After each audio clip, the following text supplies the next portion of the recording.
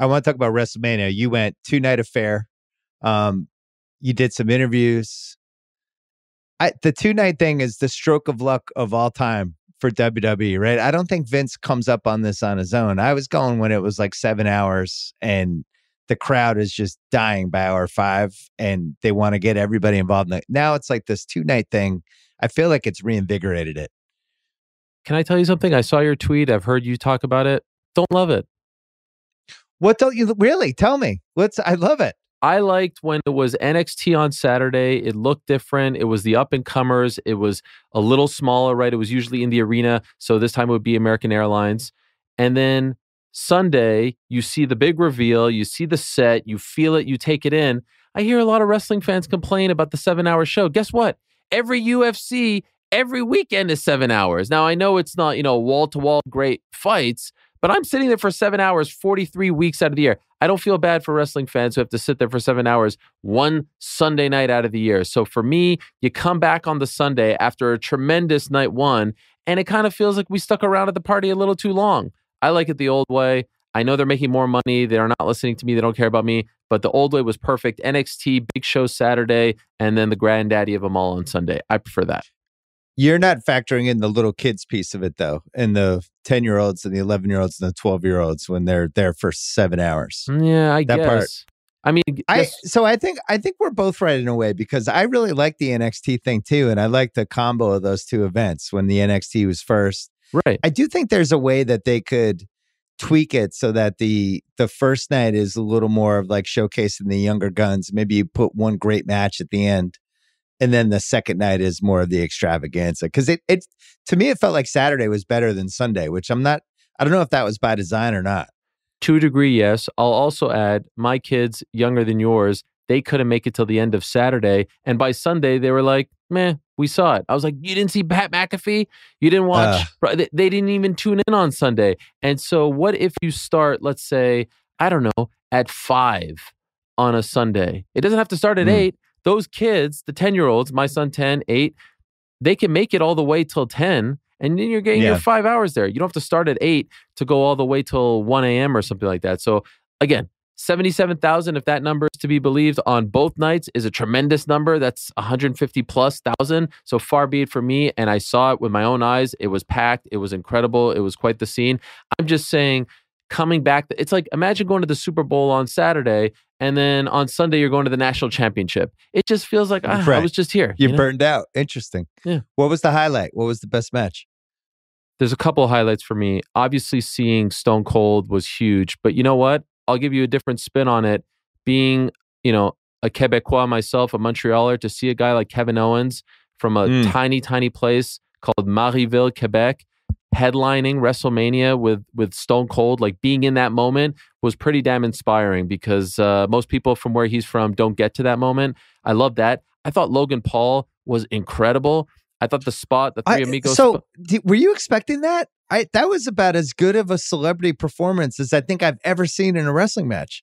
Expecting it to a degree because he's talented, he's young, he's athletic. I spoke to him no more than a month ago.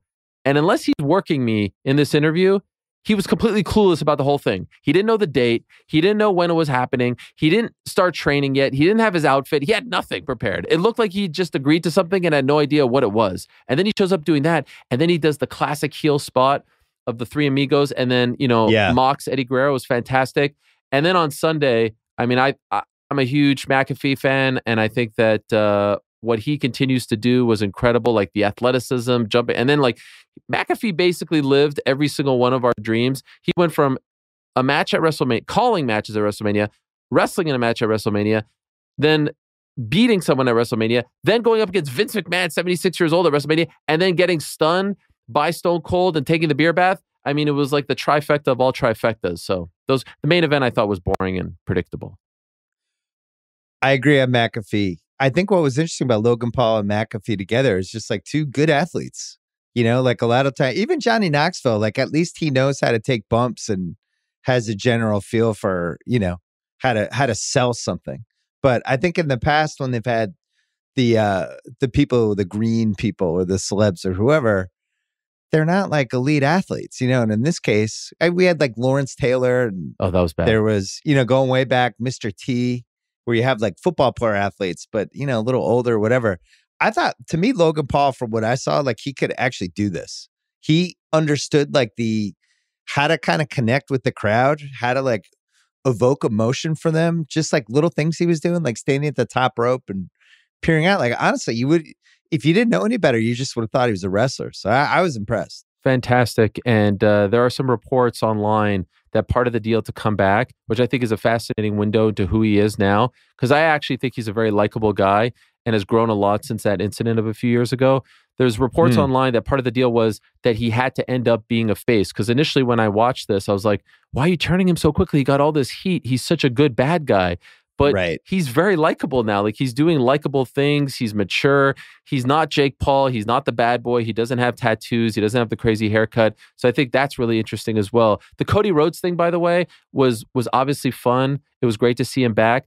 I actually think if you can equate this to other sports, like I was equating this to MMA a couple of days ago, it's one of the most fascinating business stories of all time. Because here's a guy who was disgruntled, who was pretty much an afterthought. He leaves, he creates his own competition, own leverage that not only he is able to use and benefit from, other guys like Daniel Bryan, CM Punk, they benefit from. Now there's competition finally in the world of wrestling. First time in 20 years, there's leverage, there's momentum. And then he uses that same competition, that same leverage and momentum to come back and score a massive deal. Like, imagine someone like in MMA, that would be like someone, leaving the UFC, going to Bellator, creating a competition and then coming back to the UFC.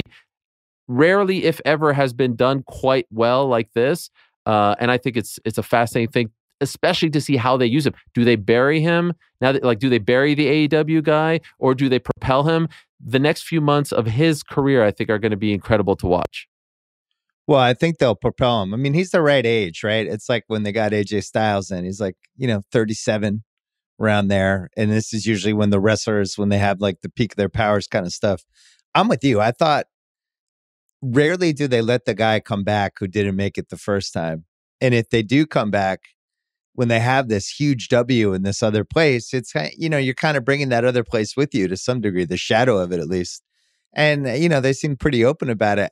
I'm more fascinated why he left. I heard Shoemaker's interview with him right after. I heard your interview with him. And it's like, there's a little bit of it's between me and Tony Khan what happened. I mean, knowing nothing, it just seems like he was initially way more involved than maybe we ended up with Tony Khan, because Tony Khan's like, positioning himself as like the Vince McMahon figure, that whole thing. He pays for it. He makes the decisions.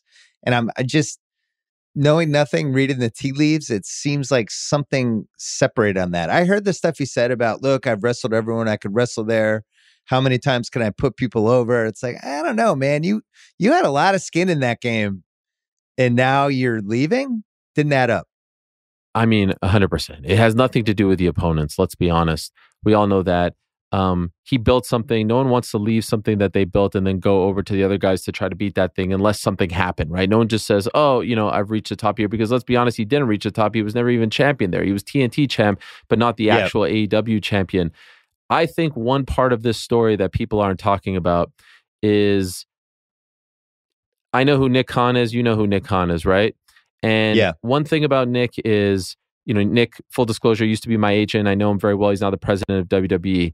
And I don't think Nick likes the idea of being like the big bad wolf against the underdog, because as you may know, Nick was always the underdog. Nick is the son of an immigrant, right? Nick is son of parents who had to come to America and make it and scratch and claw. He is a man who came from nothing. Tony Khan is the son of a billionaire. And so this was the first, to me, shot that way after they've taken several shots to be like, we're going to take a little piece out of this foundation and see how this whole thing crumbles. I think that had a lot to do with it as well. I don't see a lot of wrestling media talk about this, but and maybe it's because they don't know Nick. And I've never asked him this question, for the record, but I just think like they were only going to take so many punches before they came back and threw a couple punches of their own. This to me was a big haymaker, WWE to AEW.